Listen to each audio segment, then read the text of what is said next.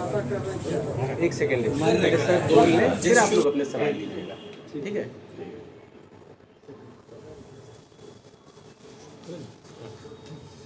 सबसे पहले उत्तर प्रदेश कांग्रेस कमेटी की तरफ से जिलाध्यक्ष जी और मैं प्रदेश प्रवक्ता पुनीत पाठक इस प्रेस कॉन्फ्रेंस में आपका स्वागत करते हैं।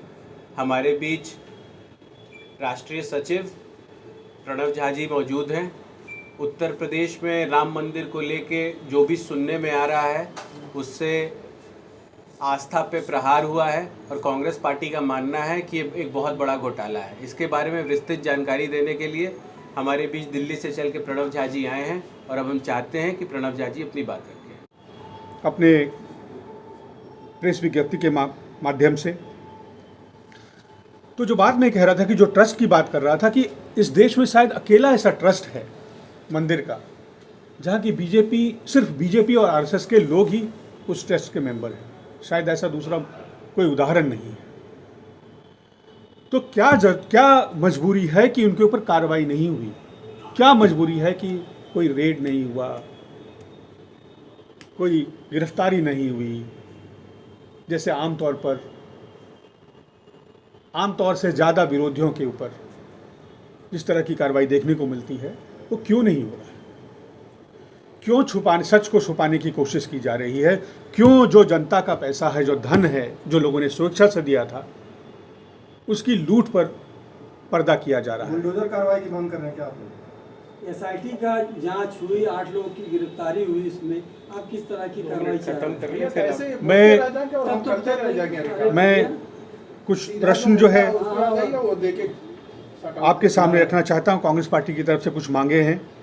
मांगे सुन लीजिए उसमें। हम मांग करते हैं प्रधानमंत्री नरेंद्र मोदी जी से कि वे देश को जवाब दें, क्योंकि ट्रस्ट का जो निर्माण हुआ था वो प्रशासनिक निगरानी में हुआ था, उनकी सरकार और प्रधानमंत्री कार्यालय के हस्तक्षेप से हुआ था। इसलिए उनकी जिम्मेदारी है कि वो जवाब दें। वो लोग जो कि सीधे सीधे कटघरे में हैं, उनके खिलाफ तत्काल एफआईआर हो, उनकी गिरफ्तारी हो और सुप्रीम कोर्ट की निगरानी में एक स्वतंत्र न्यायिक जांच हो। इसके साथ ही जो श्री राम जन्मभूमि तीर्थ क्षेत्र ट्रस्ट है उसे तत्काल भंग किया जाए और भंग करके ऐसे व्यक्तियों को जो कि सार्वजनिक जीवन में जो स्थापित लोग हैं, जिनकी ईमानदारी पर कभी कोई प्रश्न नहीं उठा, जो ट्रस्ट को चलाने में सक्षम हो, जिनका अनुभव हो, ऐसे लोगों को उसमें शामिल किया जाए और सारे प्रकरण की जो सीसीटीवी फुटेज है, जो लोग वहाँ इन्वॉल्व थे, उसके रख रखाव में, रोज़मर्रे के चलाने में उनका फॉरेंसिक ऑडिट किया जाए, क्योंकि यह सिर्फ एक आर्थिक घोटाला नहीं है, ये लोगों के श्रद्धा, विश्वास और आस्था के साथ घोटाला है। धन्यवाद। एसआईटी की जांच कराई, फिर मुकदमा दर्ज कराया, इसके बाद जो आरोपियों की गिरफ्तारी हुई और लगातार अभी भी कार्रवाई चल रही। किस तरह की कार्रवाई चाहते हैं? बुलडोजर की कार्रवाई चाहते हैं या किस तरीके की? और सर क्या लग रहा है कि सरकार किसी को बचाना चाह रही है? अगर हाँ, मैं भी कह रहा था, दोनों प्रश्न अलग अलग कहता हूँ, दो प्रश्न अलग अलग कहता हूँ कि ना तो किसी न्यायिक प्रक्रिया में, ना तो किसी संवैधानिक प्रक्रिया में बुलडोजर कार्रवाई का प्रावधान है। बुलडोजर कार्रवाई जो है वो मजबूत व्यक्ति का निरीह व्यक्ति के खिलाफ कार्रवाई है। भारत के संविधान निर्माताओं ने, इस देश के निर्माताओं ने कभी इस कार्रवाई की परिकल्पना नहीं की थी। जो भी कार्रवाई हो, कानून सम्मत कार्रवाई हो।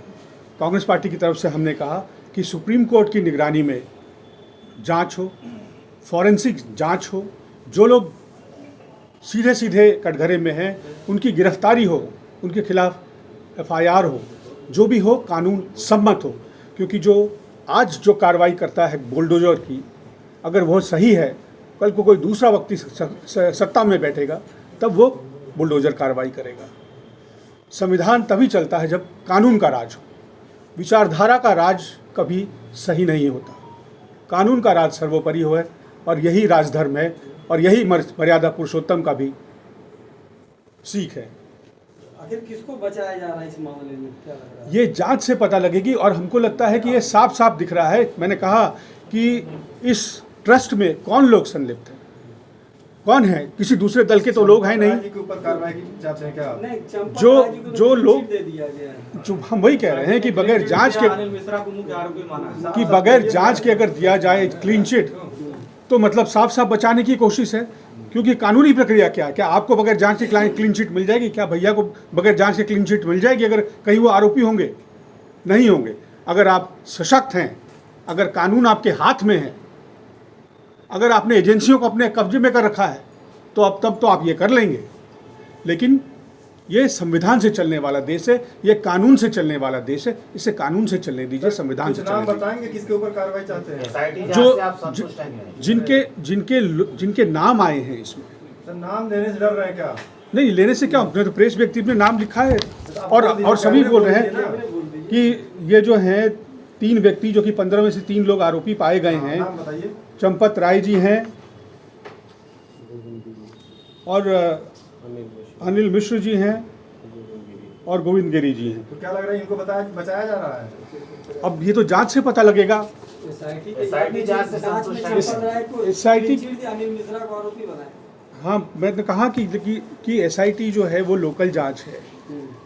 अगर सुप्रीम कोर्ट की, ये लोकल मामला नहीं है, मैंने कहा सिर्फ भारत का मामला नहीं है। जो श्री राम में आस्था रखने वाले लोग हैं, पूरे दुनिया में मौजूद लोग हैं, पूरे विश्व का मामला है। तो जांच ऐसी हो जो कि जिसके ऊपर कोई उंगली ना उठाए, जो कि सब प्रश्न उत्तर से जो ऊपर हो। और हमारे देश में सर्वोच्च न्यायालय का जांच जो है वो सर्वोपरि माना जाता है। दर्शकों, यदि आपको हमारी किसी भी खबर से कोई शिकायत हो तो आप हमें संपर्क कर सकते हैं और अपनी बातों को हमारे इस चैनल पर रख सकते हैं, या फिर शास्त्री चौक स्थित गोरखपुर जर्नलिस्ट प्रेस क्लब में प्रेस वार्ता के माध्यम से भी अपनी बातें रख सकते हैं।